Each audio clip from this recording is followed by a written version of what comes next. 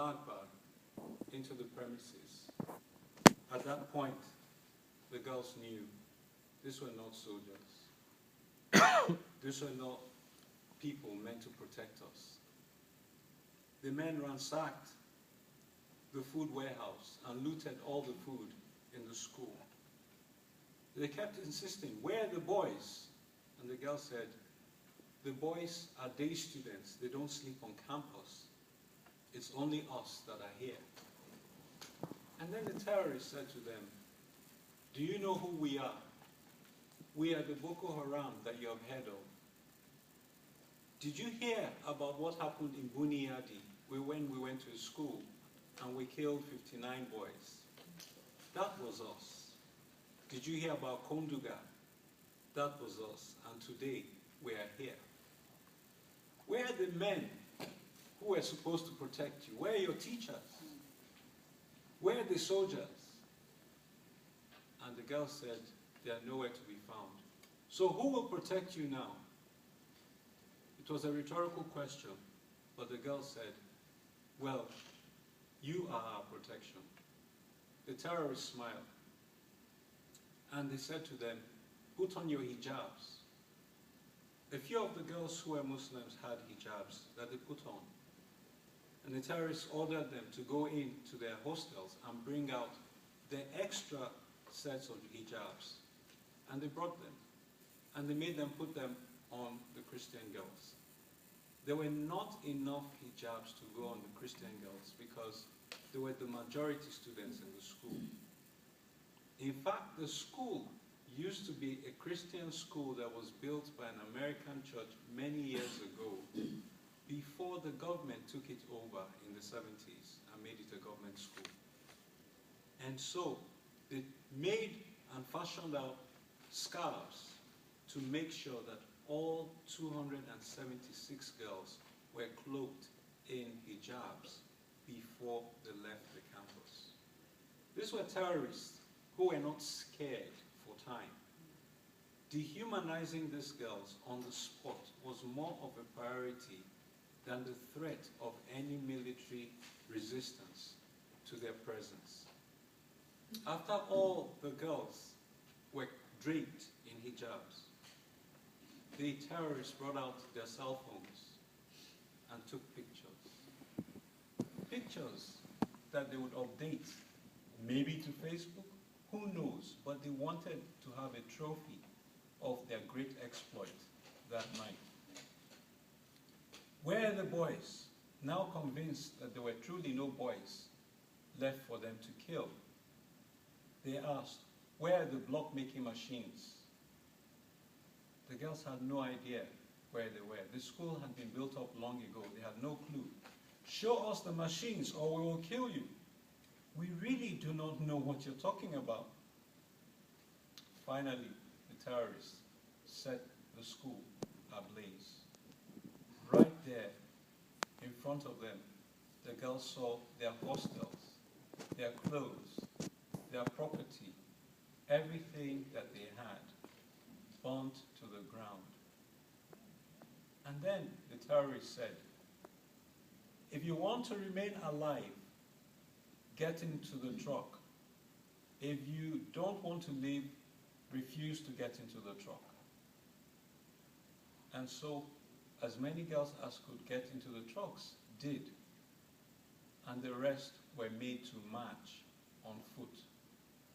And they marched and marched and marched in the dead of the night for a long, long time. Finally, the terrorists brought more vehicles. Apparently, they were not expecting to be able to cart away 276 young girls from school that night. So they came with much fewer trucks than expected. And so they had to send a team to go raid a bus station and bring more trucks for their newly acquired human cargo. They loaded girls upon girls upon girls in the trucks. And 3 girls couldn't fit in. One of the girls was a Muslim and 2 were Christian. terrorist asked the Muslim girl, "What is your religion?" "I'm a Muslim," she said. "Okay, stand to the side." They asked the second girl, "What is your religion?" She had just seen what transpired. And although she was a Christian, she said, "I am a Muslim." Stand to the side. They turned to the third girl. "What is your religion?" She had just seen what had transpired. And she had a choice to make. And she said, "I am a Christian." And the terrorist said, "Okay, let's kill her." And another terrorist said, "Bama keshe mata," which means, "We don't kill women. We only came to kill boys." An argument ensued between the two of them. And after a while, they said, "You may go, but run. If you turn around, we will kill you." And she fled into the dark. They piled the girls into the trucks, and they headed off.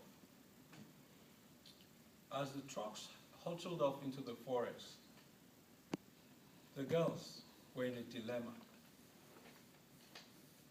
"We thought they said Boko Haram doesn't attack girls. Where are they taking us to? What did we do wrong?" They knew what they did wrong because the terrorists had told them, "Why are you in school? Women are only good for marriage. We had warned the last time we went to the school where we killed 59 boys that girls should not go to school. You guys would not listen, and now we will make an example of you."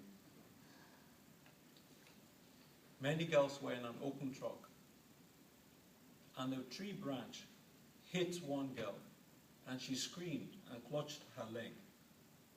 She had been injured. As she cried, a terrorist pointed his gun at her and said, "Stop crying, or I'll put you out of your misery." The girls were terrified. Another girl cradled her in her arms. One girl turned to her friend and said, "We need to jump." "But what if we die?" her friend replied. She said, "I would rather jump and be killed in the process, and my family find my corpse and bury me, than go into the unknown and have my parents suffer the anguish of not knowing. I'm going to jump, will you?" And her friend said, "I will jump with you." So she jumped, and her friend jumped. She landed safely, but her friend didn't. She injured her legs. This was an unexpected development, but she tried, and she crawled on her tummy. And so they made it to the forest all night. And when I say forest, I mean forest, literally. One of the girls many years ago had lost her dad from a snake bite. So this was forest, as foresty as they come. Next morning, she couldn't go any further. "I can't do it. I'm exhausted. I really can't. I have to rest. I have to rest." Back on the truck, another girl said, "I want to jump too." Her friend looked at her. "Are you kidding me? You broke your leg playing soccer some months ago. How are you going to jump?" She said, "Listen, I'd rather break a second leg than stay here. I don't know where we're going." And she said, "Well, if you can jump with your broken leg, then I can jump too." And the girl with the soccer injury jumped out of the truck. Terry saw her, and he turned to her friend and pointed his gun. "If you jump, I will shoot you." She halted, knowing there was no way she could jump with a gun pointed at her. The girl who had been hit by the tree branch cried, and the terrorist turned towards her. That was her moment. She jumped. She landed safely, but the interval between when her friend jumped and this moment was so long, she had lost her friend, and she was all alone in the forest. The truck continued on.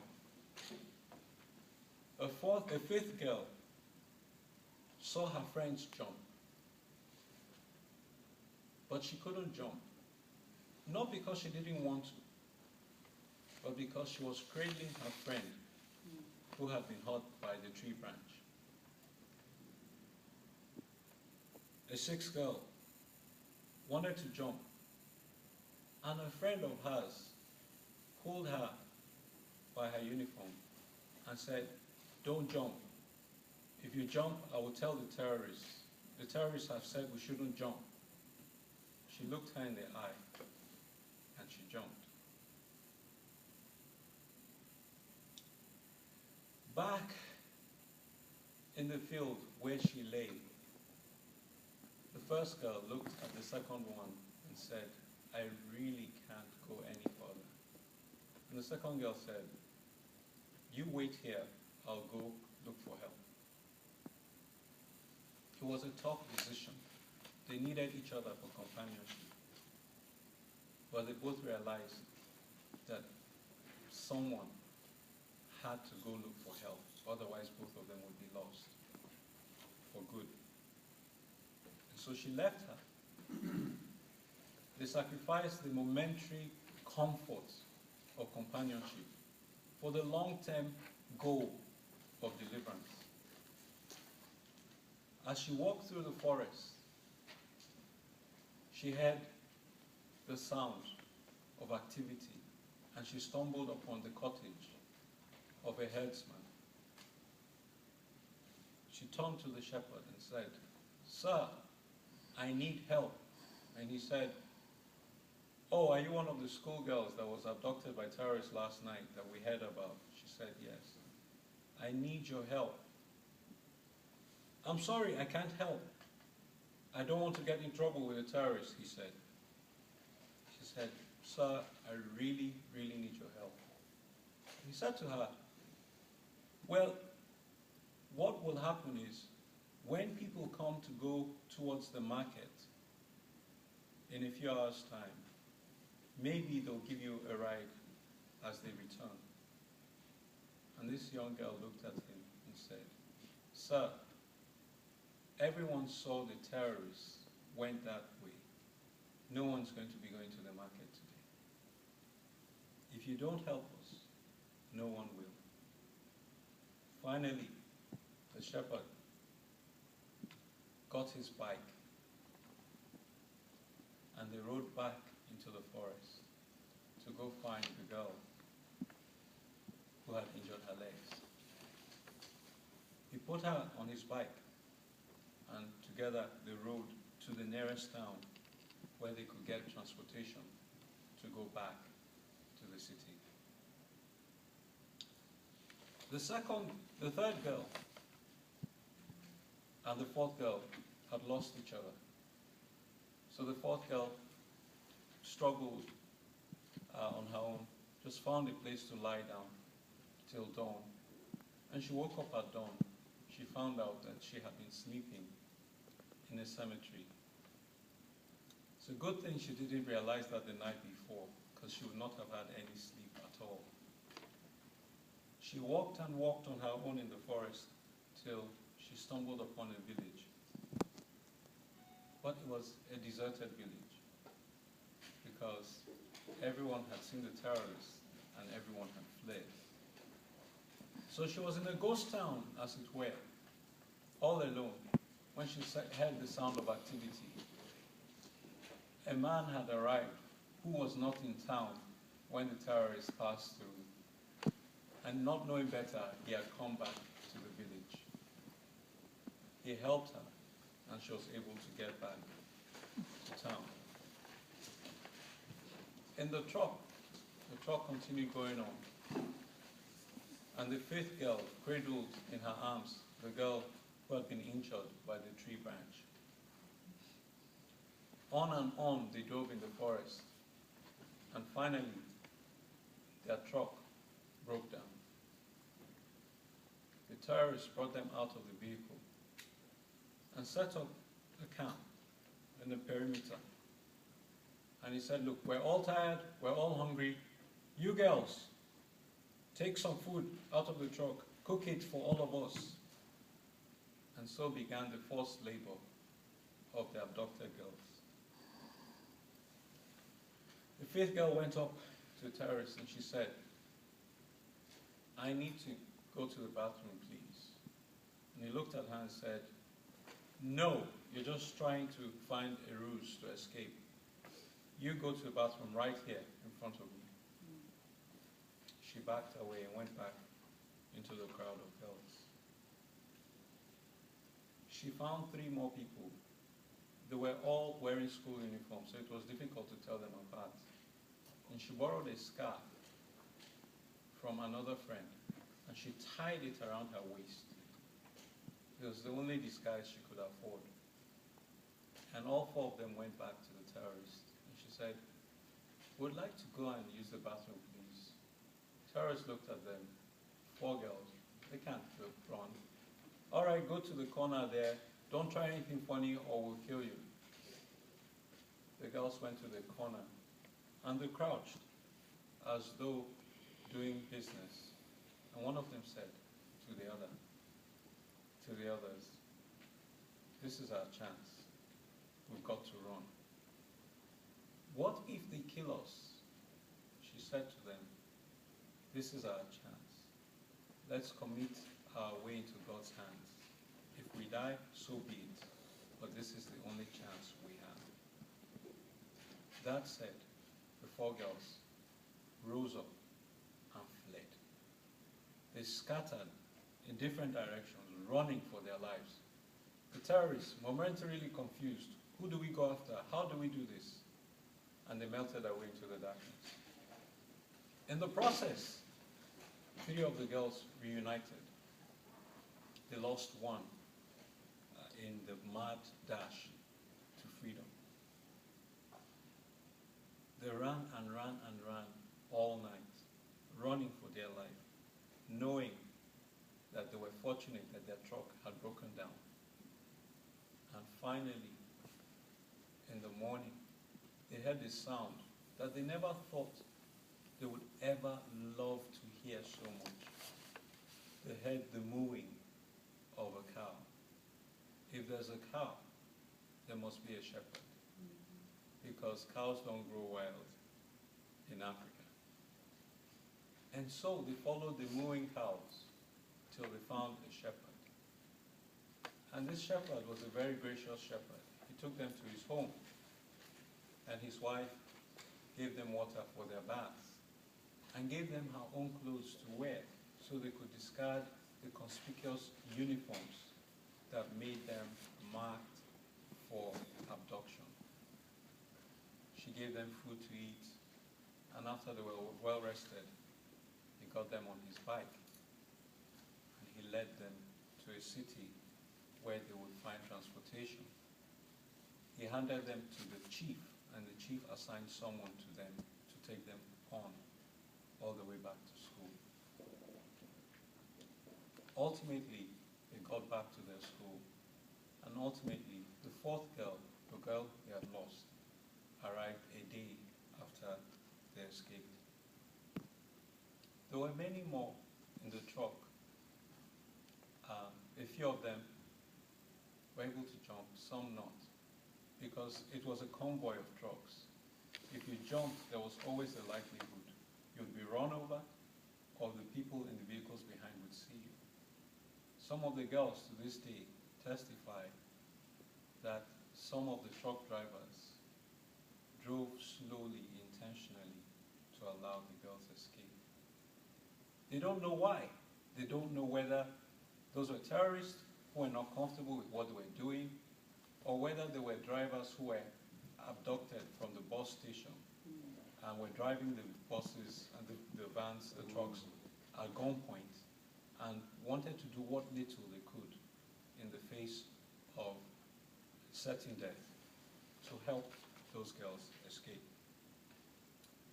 And so it was that the few unfortunate ones who were in trucks that they couldn't jump out from, in trucks that were speeding, or in cars that had no opening to escape, continued on into the forest until ultimately they arrived at the terrorist camp in the heart of Sambisa Forest.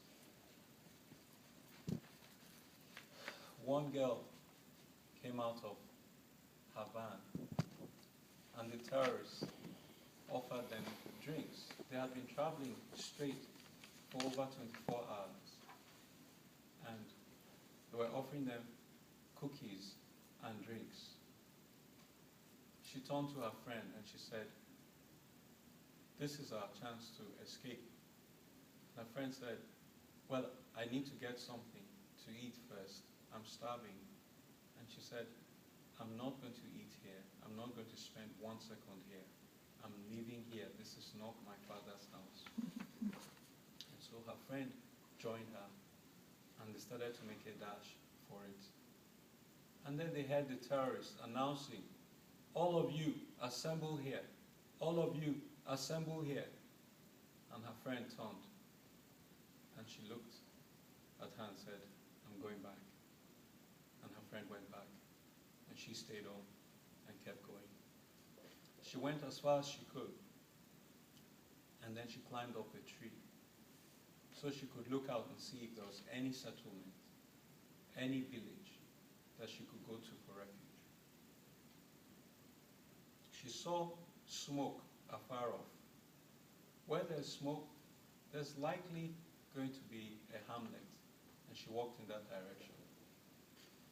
She got to a village where she was received. By this time, the telltale signs of the uniform, people had heard on the radio about the abduction of schoolgirls, and someone took her into their home. And they told her, "There is another girl who escaped from the camp in the neighboring village. We think it is a good idea for you to go to that village, and then the two of you can figure out how to get back to the city." And the next day, they said, "We'll find you a guide who will take you to the village where the other girl is." And they brought out a sum of money. It was probably about $10. And they said, "Here, you can have this $10. But if you had agreed to convert to Islam, would have given you a whole lot more money. But just take this." She said, "Thank you." And she and the guide left on their journey to the neighboring village. They got to the village, and the guide demanded payment. "But this is all I have." She gave him the money. They found the house where the other girl who escaped was, and that family received her, welcomed her into their home. So now, it was left for them to continue their journey. But the family said, "You're not going anywhere with this guy." "Why not? He's the one who brought me here." "Well, he's a Boko Haram terrorist. He had left the forest and the camp in the forest to visit his people in the village where you ran to. And it is very likely that he brought you here to pick this other girl and take you back to the camp. You must not go with him." So they spent the night there, and the man angrily went off. The next day, their host ran back home. "I was just at the mosque, and we heard that the terrorists are on their way here. That man must have gone and told them where you all are. Come, hurry, we must leave now." He took the two girls and they dashed into the forest. He dropped them in the woods, and he went back to town to see what was going on. By the time he got home, his house had been surrounded by the terrorists. "Where are the girls you're hiding?" they demanded. "Where are they? Show them to us now or we'll burn your house down." He said, "Oh, they just left, but they can't have gone very far off. Wait here, I'll go get them." He ran back to the forest, to where the girls were hiding, and he said, "We must leave now." Together, they began to run in the bush. The terrorists waited a while, and they realized they'd been had. They got on their motorbikes, and they chased after them. Kept dodging, hiding, weaving through the forest, till they lost them. Finally, they got to a town, and from there they got transportation to another town. From there, transportation to another town. Ultimately, they reached a city where there was a military presence, and they were handed over to the military. And the military asked the man, "Can you lead us to where these girls came from?" And he was like, "No, really, I don't know where the terrorist camp is." The military took them to the major city, and from there they were taken back to the town of Chibok. When they got there, one of the girls saw her brother.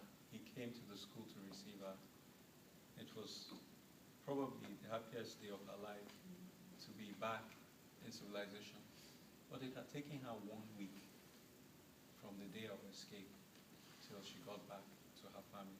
1 week through the forest, being chased by the evil Boko Haram. And so, bit by bit, a total of 57 girls were able to escape out of 276.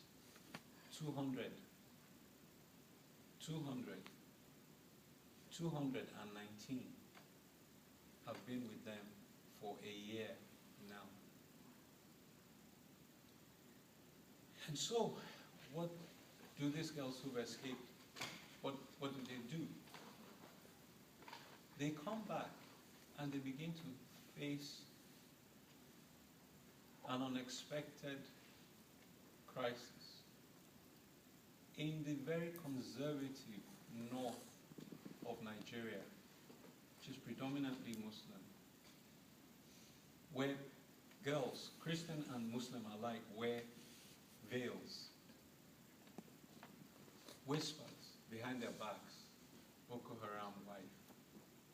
The stigma began. What about going back to school? The girl who injured her legs had to be on crutches for 2 months. There were real issues to be dealt with. There were girls for whom this was the second attack by Boko Haram. One day, I visit Nigeria and I meet with the first girl. And we're talking, and at the end of our discussion, I asked, "Have you been interviewed by the police, the army, the media?" "No." "This is June. You abducted in April. No one has talked to you? Why would I need to come all the way from America to be the first person to talk to you?" The United States sent an intelligence team. The Chinese, the Russians, the Canadians, the Israelis, everyone has announced that they were helping bring back our girls. How come they haven't talked to you? Okay, forget about international politics. You were on crutches for 2 months. Have you been back to see the doctor? Follow-up visit? No. Why not? I didn't have money to go. Come on. Bring back our girls. Hashtags. And you guys have been forgotten? Okay, we can't all go to the forest and bring back those girls. But what are we doing about the ones who escaped, the ones who took their lives into their hands, and the ones who jumped? What are we doing? And I left, went back to the States. with no clear plan what to do. A couple of weeks later, I got an email. Oh, they're hiding in the forest because there's another attack. And it haunted me. They escaped once. Would I leave them to be attacked again? Could I live with myself if that happened? I went to the comfort and safety of America, but I left them to travel 2 days back into the theater of conflict. Before I could come up with a beautiful plan, our local partners, whom I had just met literally on that first day that they brought her to me, sent for her on their own and said, come on to our home. It's much safer than where you are. And she came to their home and stayed with them. So I went and approached the school and I said, look, I need scholarships to bring these girls here. What can we do? They said, well, if you can get them here, we can get them a place to stay. And so began the process of trying to get passports. I asked them to get passports. After a couple of weeks, I asked for the passport number so we could get the admissions. They said, our passports don't have numbers. I said, but you have passports? Yes. They sent me what they had. It was passport photographs, lost in translation. I meant a national passport. And so it took a long while. They had to travel to another state. And sometimes they would travel all the way there at great risk, and the passport office would be closed and they would travel back. But long story short, ultimately we were able to get passports for them. We paid the Nigerian government. They didn't give them to us for free. We were able to get visas for them. We paid the US government. They didn't give them to us for free. And we paid the airlines. They didn't give us flights for free. It was a difficult process, but different people chipped in to make this miracle happen. And for me, the driving force of bringing these 10 girls to America is, if a bunch of evil people could sit down and plan systematically to go to a school and take hundreds of girls out and enslave them, can't a bunch of decent people say, you know what, we too can take a few girls and put them back in school? All it takes for evil to triumph is for good men to do nothing. And so, ladies and gentlemen, I think it takes two. Two can play at this game. They can take them out, and we can put them back in. As I prepare to close my remarks for tonight, let me say that the atrocities that occurred a year ago, exactly at this time, was not the end of this saga. We have 10 girls here now, and having the 10 girls here has really opened a window into their lives and into the crisis and the insurgency for me that I could never have appreciated. Out of the 10 girls who are here, 5 of them have lost family members in the last 2 months. This weekend, one of them called me and said, I just spoke to my dad. My 2 uncles and my cousin have just been killed by the terrorists. We've discussed the possibility of shutting down the program because we don't have any more money to bring any more girls. And we can probably only sustain them through this first year, which ends in June. So we could shut down the program and send them home. But guess what? They don't have homes to go back to anymore. Since that time, the terrorists have attacked their communities, and their parents, in many cases, are refugees and IDPs, and some are MIA. A few of them were here for spring break. Interesting times with 5 teen girls in my home. And they were always tired when we went outside seeing. And it wasn't until the day before they left that I found out that they They were staying up all night, plaiting their hair and playing music and dancing like normal teenagers would. But on Easter Monday, I said to one of them, here's a call card, try calling your family. And she rang and finally got them. She hadn't heard from her family in 2 months. For many of them, they didn't have a chance to say goodbye before they left. One girl in particular said to me, the terrorists are going to attack on Wednesday. I said, what? What do you mean? She said, oh, it's on Facebook. I'm in touch with some of the children from my village, and the terrorists wrote to our village head and said everyone must convert to Islam by Wednesday, because when we come, we're going to kill you if you don't convert. I thought to myself, this is advance notice. Surely the military can do something. No. Her mother had to take her 2 brothers and flee into the forest because the military never came. And here is how they survived. The mom would cook by day all the food they needed because they couldn't cook at night. The terrorists would see the flames and come and kill them. But she said something I had never heard before. When it was bedtime, she would cut onion rings and form a circle, and she and the 2 boys would sleep within the circle. And I said, what is that?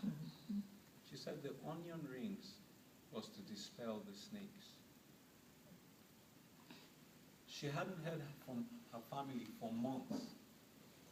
And finally, in February, her mom was able to escape from the northeast to the northwest, and she's safe. But she's deathly ill. All those months of living in the elements and surviving like that has made her unwell. So the toll is still very high for the families of the people who have been caught up in all of this. I will possibly wrap up my thoughts by saying one thing today. As a human rights lawyer, it is usual, in fact, it is unusual for me not to curse the darkness. It is my profession to be critical of governments. But I've found that sometimes, instead of cursing the darkness, you can light a candle. And ladies and gentlemen, I think that what we have done and what we're trying to do is curse the darkness of Boko Haram, but at the same time, light a candle for the futures of these young ladies. I thank you.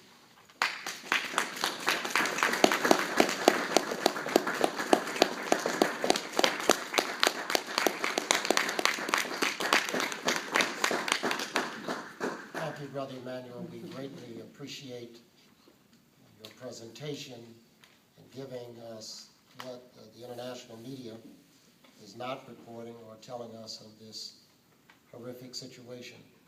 But many of you have come to hear from someone who actually lived this experience. We ask that you be patient with her as she comes forward to give her presentation. Pray with her as she stands before you, because this is very difficult and it's still a traumatic experience for her. She does speak very softly, so if you need to move up a little closer to hear what she has to say, please feel free to do so. But we are very thankful to God that He blessed our sister. He watched over her and showed favor on her life. She was able to escape and make it to a place of safety and to find comfort and friendship with Brother Emmanuel and his wife. So at this time, I bring to you Sister Patience.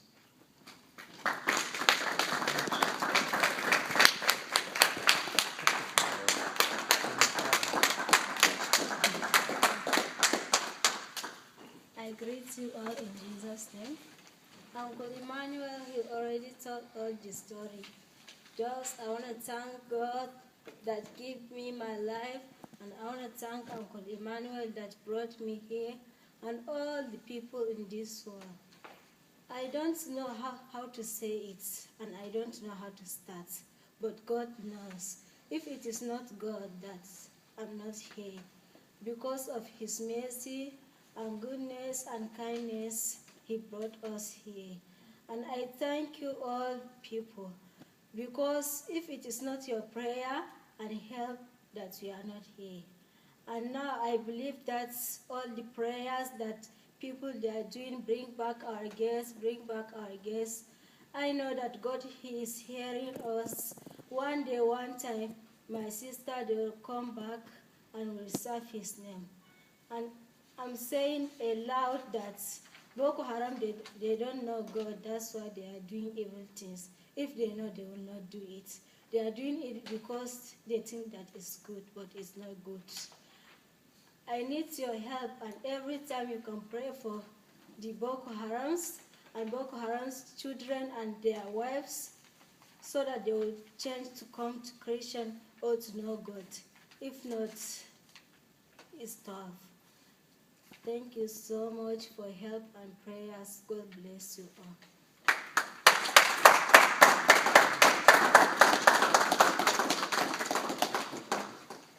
This time we will open up for questions that anyone may have.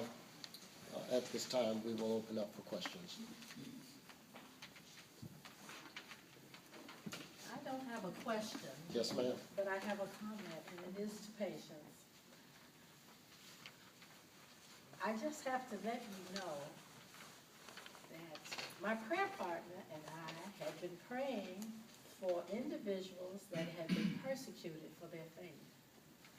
We were thinking about the victims that were chased to the mountain, because that's what I heard on TV and radio lately.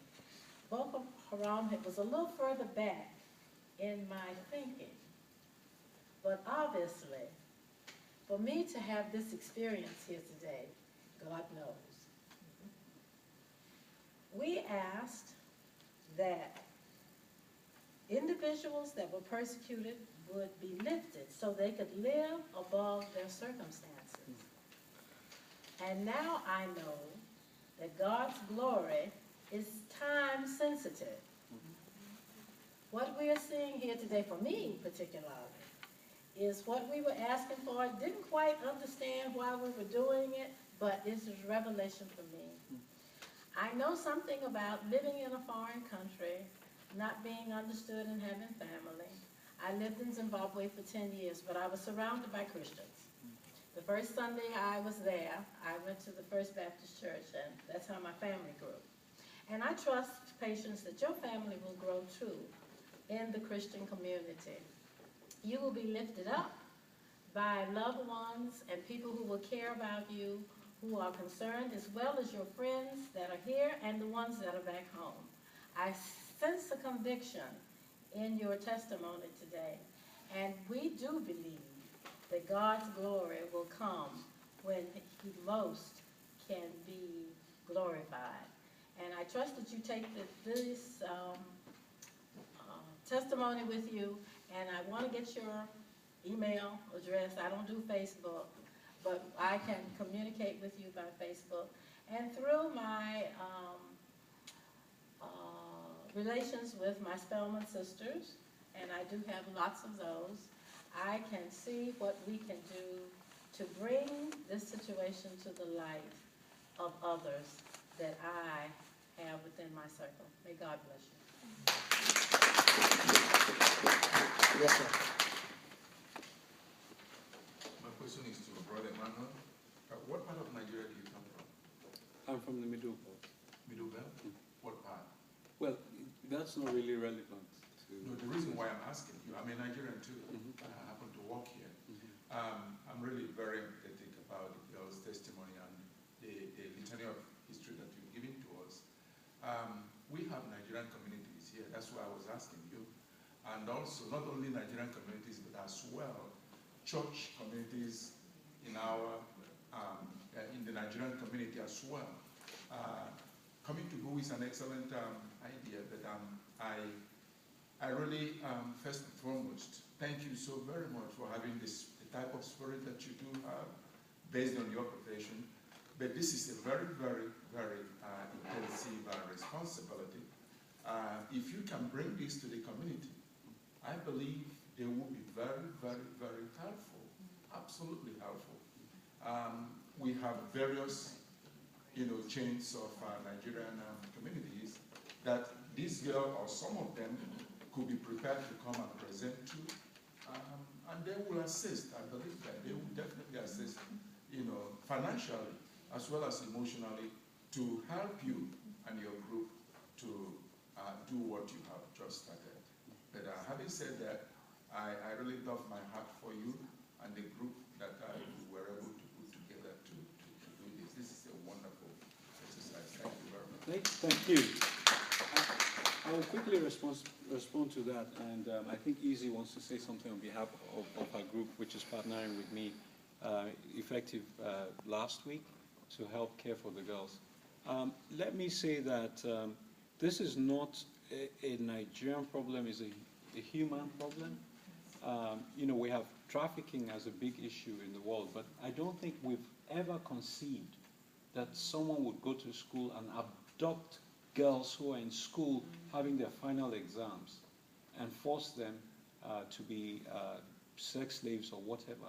In fact, this is a huge civil rights issue of our time, because if you go into the roots of it, you have, black people who are Christians being killed by these people who are coming from a Middle Eastern ideology. And I will be very candid. The global response to the ISIS carnage is not the same as the global response to Boko Haram, even though Boko Haram has killed more people than ISIS has. Now, I'm so thankful, ma'am, that you mentioned, the people who were stranded on the mountains by Boko Haram. This happened in, I believe it was June of last year. I got desperate text messages. People are stranded on the mountains. They're starving. There were over 1,000 people. No relief ever came. Some months later, in August or so, I saw videos of Iraqi Christians and Yazidis stranded on mountains, and I saw helicopters from the US bringing food. And I said, what on earth is going on? So I must be frank with you. There is a problem with the double standards, with the response to what is happening. When terrorists kill black Africans, people say, oh, it's Africa. But when terrorists kill other people, they say it's terrorism. That's right. I agree. That's right. So this is unacceptable. It's not a popular message, but it's a message that I continue to put out there. Please, if you're Catholic, forgive me. I've never said this anywhere. I've borne it in my heart. Pope Francis has been very outspoken. He says what is happening is a third world war, but it's happening on a piecemeal basis. That's why we don't realize what is happening. But 1 week recently, he talked about the need for strong military response to ISIS. And then a couple of days later, he said the need for Christians in Nigeria to endure what is happening to them. So that's one of the few things the Pope has said that I was not so happy about. But it just illustrates to me the situation we're in. And so we need, I think, and this is why, trying to get back to your point, I try to do this through some of my own faith-based networks and all of that. But ultimately, I saw that there was a real risk that we could bring these kids and put them here and still lose them. And so I decided to reach out to a cultural group that has a strong emphasis on culture, so that we save the best of both worlds. Their humility, their responsibility, their sense of respect for elders and so on and so forth. That part of the African culture that is critical to their makeup, we don't want them to lose that in the American experience. And that's why we reached out to her group, and that's why we think that we're going to be able to come up with something that gives them the best of both worlds. Because if they come here and they become rude, indifferent, insolent American kids. Again, you will forgive me because you know what I'm talking about. I want to say this with all sense of sincerity. For the African American community, you have a wonderful way of disciplining kids that the larger community doesn't discipline their kids that way. And that's why I felt the need to come closer home and closer to our roots so that we know that we keep them on the straight and narrow. So yes, this is part of the strategy in the partnership we're forming with them, is to ensure that they have a holistic experience that maintains their sense of respect for elders and so on and so forth. Thank you very much, Emmanuel. You said a lot of what I would have said, but the organization's name, I'm sure, because I don't know if you knew about this before this time, but we're called World Ebony Network. Our initial name is Shades of Ebony Culture, but somebody said, no, it's not strong enough, Shades of Ebony Culture. So they said, come up with something stronger, and then we called it World Ebony Network. And what we wanted to do was to be able to do all these things that Emmanuel talked about, the cultural diversity. Because I am an example of that child that Emmanuel could be talking about, where I was born here in 1967 in Tuskegee. And then I went back to Nigeria about 4 years later. And then I had to try to integrate into the country, into the culture, and it was post-war at that time, and it wasn't easy. And I had to try to learn the language, because my first language was an American accent, and I stood out like a sore thumb. They liked me, they loved me, and then they would call me Ezi Beke, which means Ezi, and then Beke is white. And so it wasn't until just a few years ago that I started understanding that what they were trying to say was that I was a manifestation of the white man. And so there were so many things that happened. It was wonderful. But then sometimes they looked at me like I was too fragile to do some things where I knew that, no, I was strong enough to do that. Then I come back over here after getting married. And, I told my dad, I said, I want to go back to my country. And then he's like, okay, here's your passport. So he gives it to me. Then I'm coming here, and then the country that I'm coming to, I had to try to integrate into it. The first week I arrived here, my uncle was like, okay, let's go work at McDonald's. I'm like, why? He's like, because you're new. I'm like, no. The place that I lived in, which was a university environment, was whiter than white. I'm talking about in Nigeria. Because they drank tea, they had Santa Claus, they had all these things. And, rather than keeping their culture, their heritage, who they are, the respect. But if it wasn't for my parents and a few others who were here at the time, who saw the struggle, the civil rights movement, and all that, and they insisted that they were going to make sure that their kids spoke the language. So when I started having my children, this is one of them, I ensured that they spoke it, and I said there's no excuse. So that's what we wanted to do with the 10 girls that are here, Patience and her sisters. They're now our sisters now. And it was that faithful day that Emmanuel called me. I had known him over 8 years and didn't know what he did. He was our family friend. His wife is so amazing.